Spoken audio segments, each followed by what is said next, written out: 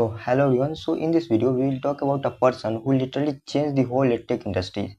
Like in 2010 अगर आपको बच्चे को पढ़ाना है तो आपको कोटा जाना होता था। लाइक 5 लाख 6 लाख रुपए पूरे खर्च करने होते थे, तब आप बच्चे को जेई और नीट की तैयारी कर सकते हैं। But in 2020 after the launch of a platform, it has become really easy for anyone from anyone to any part of the world to study for JEE, NEET and other competitive exam for absolutely lowest base price. And we will talk about this person from very beginning to the end. We will talk about the story, we will talk about the strategy what they have used, we will talk about the face and everything. So this is a very compact video. Without wasting our time, let's start the story of PW.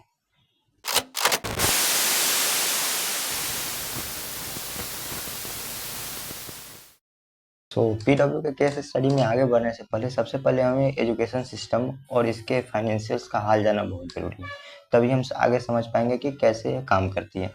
तो शुरू करते हैं 2010 में, जब आपको JEE और NEET के prepare करने पड़ते थे तो आपको क्या करना पड़ता था।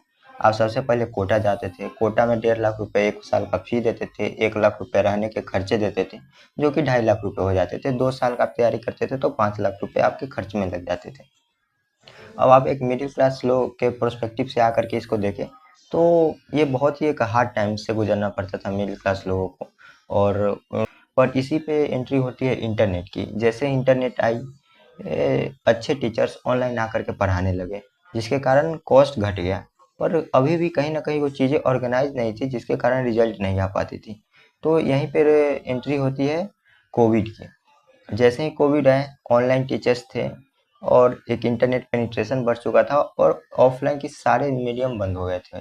तो जो भी जेई और नीट के लिए प्रिपेयर करते थे उनके लिए ऑनलाइन आना एक मैंडेटरी हो गया था। तो जो लोग पहले ऑफलाइन प्रिपेयर करते थे, अब उन्हें ना चाहते हुए भी ऑनलाइन जाना पड़ा। और कहीं ना कहीं यही से पीडब्ल्यू की शुरुआत होती है। पीडब्ल्यू का एक नींव रखी जाती है और उनके बैचेज और पीडब्ल्यू कंपनी की नींव रखी जाती है।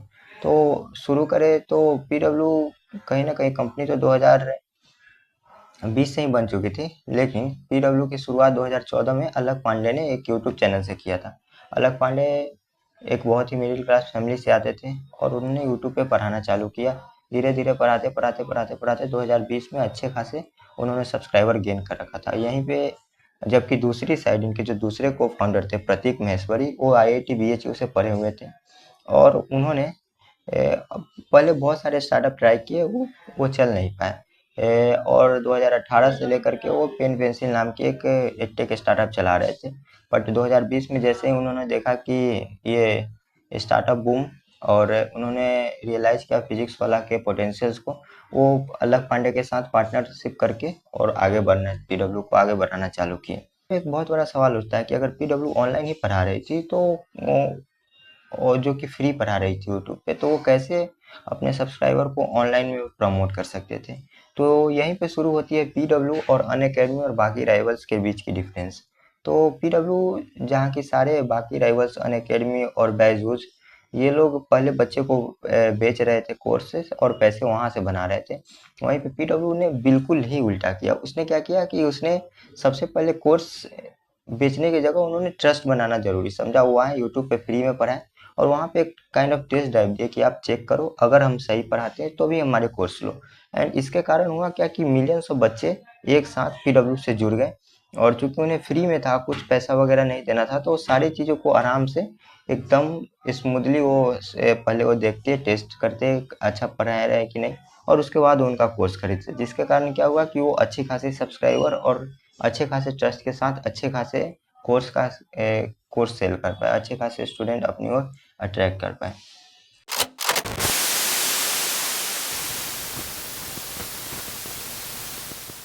So have you ever think that the other edtech company like Unacademy and Byju's have gone bankrupt, or like literally have fallen down from the peak and their valuation have gone down by 90%?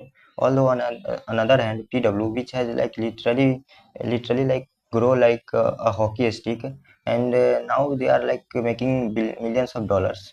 So what is the strategy behind it? And this is my favorite part because I have spent a good amount of time here to understand the growth story of PW, and this will really different from the other one. तो चलो शुरू करते हैं। तो PW के बारे में बात करें तो PW, तो आपने एक सोचा है कि कैक के बारे में पहले बात करें तो CAC customer acquisition cost. Customer acquisition cost हम उसे कह सकते हैं जैसे एक कस्टमर को एक्वायर करने में जितना पैसा लगा उसी को हम लोग कस्टमर एक्विजिशन कॉस्ट कहते हैं। और नॉर्मल एडटेक इंडस्ट्री में कस्टमर एक्विजिशन कॉस्ट 2000 से 2500 तक जाती है। बट पीडब्ल्यू के कोर्सेज की बात करें तो इनकी कोर्सेज ही 4000 की होती है।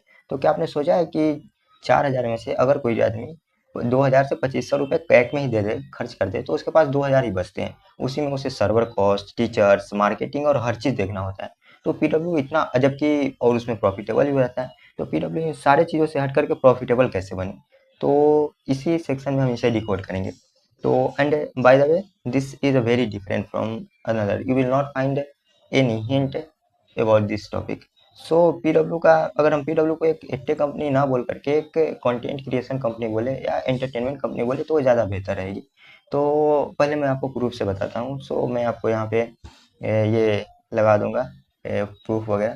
तो instead of PW selling their courses online directly, what they do is like, वो अपने टीचर्स को इस तरह से ट्रेन करते हैं और ऐसा इन्वायरमेंट बनाए हुए हैं कि टीचर्स कहीं ना कहीं एक तो टीचर्स बात मिल करके और बात करते हैं, जैसे वो एकदम खुले मन से बात करते हैं और कोई ना कोई एक कॉमिक के टाइमिंग या कुछ मोटिवेशनल चीज़ें अपने क्लासेस में बोलते हैं, जिसके कारण होती क्या है कि उनकी एडिटिंग टीम और उनकी मार्केटिंग टीम वो सारे क्लिप को कट करके और शॉर्ट्स बनाती है और उसको यूट्यूब पे अपलोड करती है, जिसके कारण होते क्या है कि वो और उसे प्रमोट करती है। ऐसे ही नॉर्मल कंटेंट जो भी है उनके पास अच्छा खासा एक्सपीरियंस है, और इसके कारण क्या होती है ना कि लोग, बच्चे इन सारे चीज़ों को ऑनलाइन देखती है और वो without spending a single amount, single cent, they got to acquire their customer.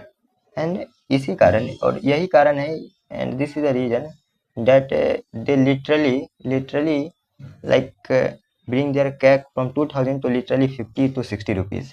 सो इसके कारण होता क्या है ना कि उनकी मार्केटिंग कॉस्ट और कैक कितना कम हो जाता है कि वो बहुत सारे जगह पे पैसे खर्च कर सकते हैं और अपना कस्टमर एक्विजिशन कॉस्ट लो होने के कारण वो कोर्स का दाम कम कर सकते हैं। जहाँ पे दूसरे प्लेयर्स इसी कोर्स का दाम 20,000 से 25,000 रहते हैं, वहीं पे पीडब्ल्यू इस कोर्स का दाम 4500 रुपये डलती है, जबकि और इतना ही नहीं, वो इसमें प्रॉफिटेबल भी है।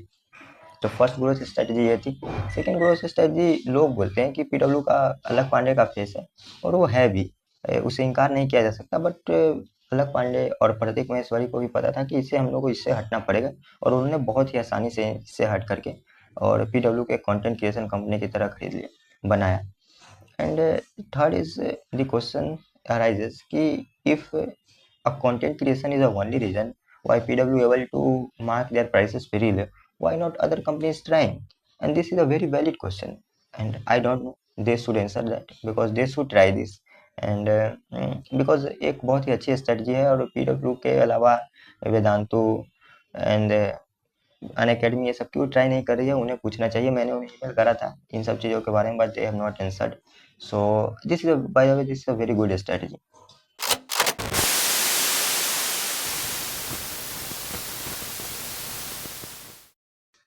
अगर हम बात करें पीडब्ल्यू के फ्यूचर के बारे में, तो पीडब्ल्यू का फ्यूचर मुझे कहीं ना कहीं लगता है कि ब्राइट है, जब तक कि कोई ऐसे कंपटीशन नहीं आती कि उन्हीं के लेवल पे प्राइसेस रख सके। और ऐसे प्राइसेस, पीडब्ल्यू का असली कॉम्पिटिटर अन अकेडमी, वेदांतु या अपग्रेड नहीं है।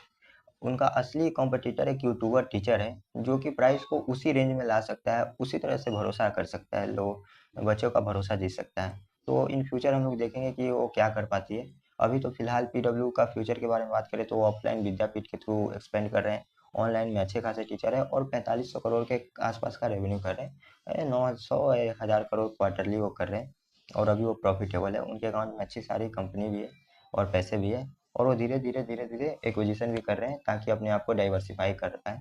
वो शायद हॉस्टल बिजनेस में भी एंटर कर रहे हैं, और अभी कुछ न्यूज़ के हिसाब से उन्होंने एनबीएफसी का भी लाइसेंस लिया था, बट बाय द वे वो पीछे हट रहे हैं कि वो डायरेक्ट एनबीएफसी को प्रोवाइड नहीं करेंगे।